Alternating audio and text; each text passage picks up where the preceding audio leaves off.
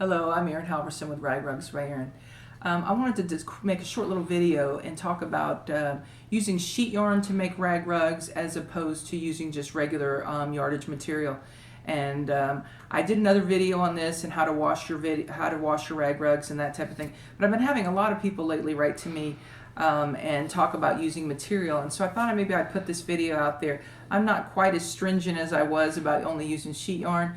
But I have made some observations, and I think I wanted to share them with you so you could then make a decision based upon a little bit more information before you get started.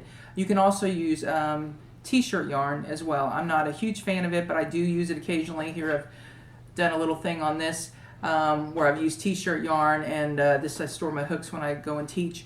But anyways, the reason why I prefer sheet yarn is usually it has been washed so many times. It's very durable. It's meant to be used over and over and over again and washed many times.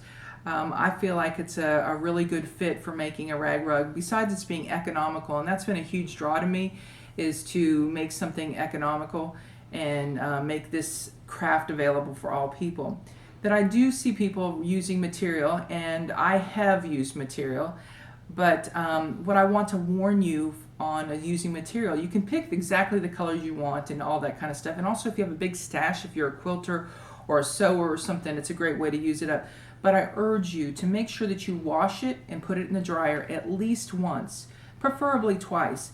The reason why I say this, it will lose its shape, or it could very well lose its shape. Let's say that if you make a rug and spend all that time and then you throw it in the washing machine to wash it, and then it comes out just completely out of shape and you're very disappointed in all the time and effort you put into it, could have been avoided if you washed and dried it first. So because I respond to so many emails and so many messages about this, I thought maybe if I did a video that might clarify it a little bit. And so I try to do videos based upon the things that you write to me about. So that's just my thoughts on it. I'm not a guru, a rag rug guru. Some of you think I am.